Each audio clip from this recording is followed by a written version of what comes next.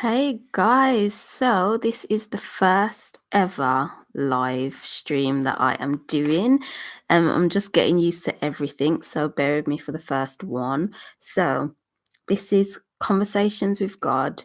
If those of you joining now, or I know no one's live right now, that's the honest truth because I don't have a lot of subscribers, but for anyone watching this later on in the future, then I'm basically the reason why conversations with God has been taken down and will continuously be taken down is purely because of copyright. If you want to listen to it, it's best to go to Audible and buy it or get the book off Amazon.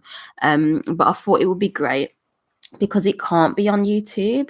I've listened to it and I wanted to listen to it again, and I thought it would be great to discuss the stuff that's written in there because it's amazing, and a community could be built off that. So if you are listening for the first time, that's the reason why I'm doing this. So this is the first live of it, and it is the chapter 1, so book 1, chapter 1 to chapter 6. Now I've got my little notebook here. This is what I've used to write down all my little notes, so whenever I look down, that is what I'm looking at.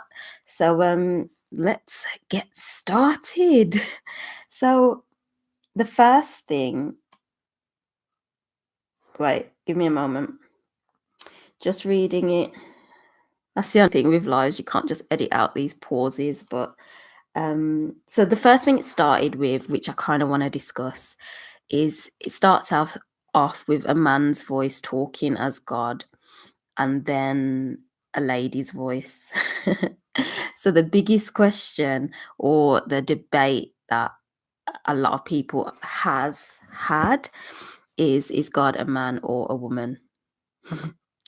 So yeah, is God a man or a woman? Obviously, if you're referring to the Bible, it says he, him, father, and everything like that. So we've got the notion that God is a man. So when I first heard it and I heard the woman speaking, I was like, but wait, why is there a woman speaking? Because I'm just expecting it to be a man because that's what you kind of raised up to be.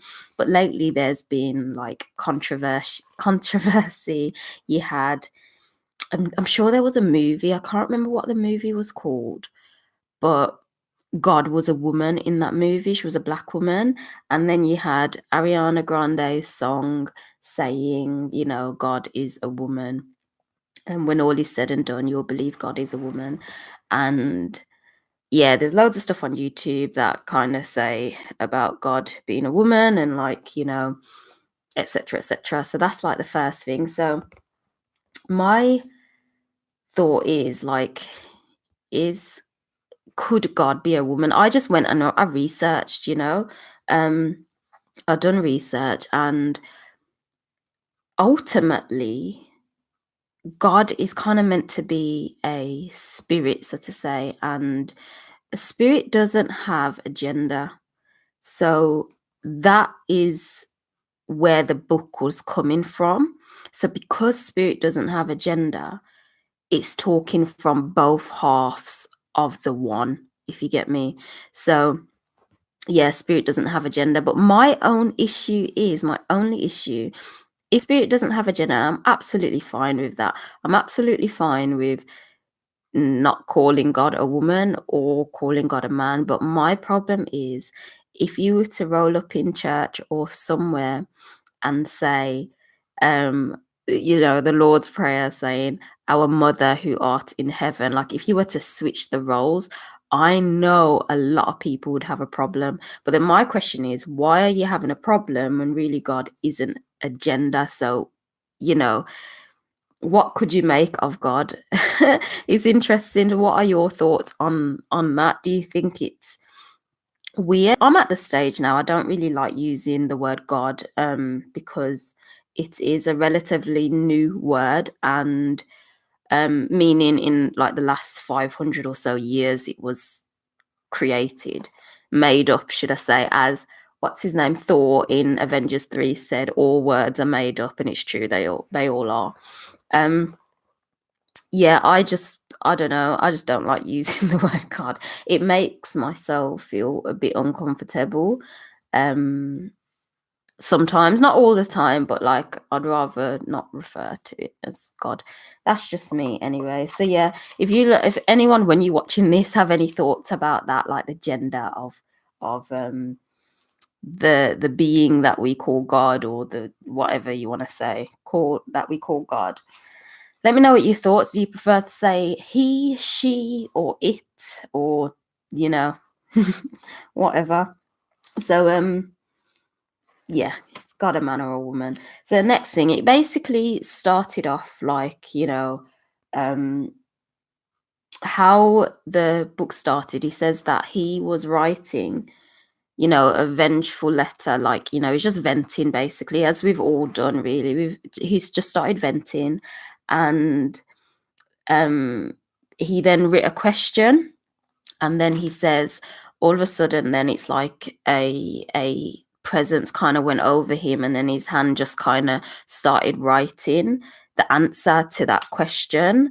And it started off saying, do you really want the answer to this, or are you just venting? And then he's like, oh, he was like, really shocked from that. Which brings up my next point.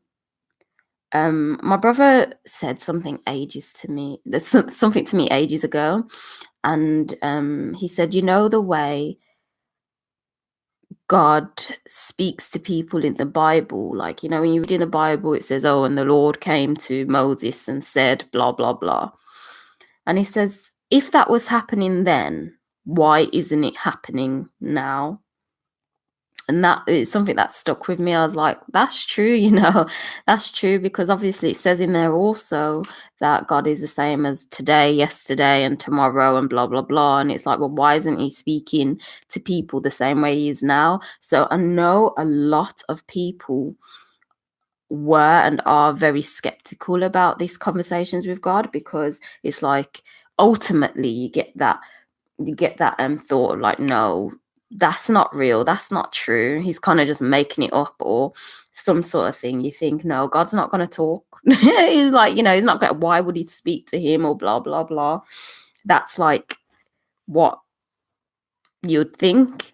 But I thought to myself, no, like, if that was possible back then, supposedly possible back then why can't it be possible now? So what do you guys think when you're watching this? Do you think it is possible? I think so. I think so. um but yeah, I kind of feel it's sad how people literally just believe that God spoke to all the people in the Bible, or to a certain inspired person who writes more books. Like, I know you've got that. Is it James or something from the Mormon? Is it James or Joseph? Joseph something. Someone's like, oh yeah, his writings are inspired. I know in the Seventh-day Adventist Church, you've got Ellen G. White, her writings are inspired. And then you've got, like, there's a conflict. It's like people in this denomination are looking at that denomination and saying, no, that wasn't inspired, and then vice versa. And it's just like, what do you do? Sorry, when I move, the lighting changes, doesn't it? So yeah, so then it went on to the first question anyway, and the first question was, how does God actually speak? And yeah, how does he speak, and who does he speak to? So then they responded saying, to everyone, all the time. And it's not about who he really speaks to, or see, he is naturally ingrained to say he. It's not about who it I'm gonna say it really speaks to, but who listens. And they highlighted that they don't always communicate by words. And the reason for this was because words can be misinterpreted on a big scale, like super duper duper big. And it says that they communicate often through thoughts and feelings and experience. And what else? Yeah, just says communication by word is rarely done. And I completely agree with that, honestly. The fact that it gets so misunderstood because what has happened, and I am going to speak from in terms of the Bible simply because that is what I mostly know. I don't know much about the Quran, read a little bit, but I just know the general knowledge, but I know quite a decent amount about the Bible. Obviously not everything, no one knows everything. So that's what I'm going to be referring to the most. But the truth is, within that book alone, there are so many misunderstandings, so many divisions, so many. It's a big mess. People get so many different things from the one text, and it's like that's why it's rarely used in terms of a credible source, because people just get different things. They get completely different things. As you can imagine, shall I think of an example? So, the one simple thing of blessing food, this is just a quick example. People get from it, the moment you bless any type of food, it's absolutely fine to eat. And then other people say, no, it wasn't talking about that. It was just talking about blessing at some other thing. It's basically different things, and there's many levels to it. Now, I think that was done purposefully for certain type of people to get certain type of messages, but it can be misinterpreted. That's why you've got people that are so extreme and people that are not extreme, on like two on the other side, and etc etc. So I understand that, and then they went in further detail of thoughts and feelings, and how it communicates through thoughts and feelings, basically, and experience. So let me just read. I definitely think I need to put my notes in a better order, but this is just the first one, so I will get better at presenting this. Too much to turn the word. Yes. Now, in the book, it's really interesting. It can, like, certain phrases it says, depending on your background, it can like tear a wound off. That's what it feels like when I first listened to it anyway. And sometimes like, oh wow, So it says too much attention is put on the word of God rather than the experience. Now,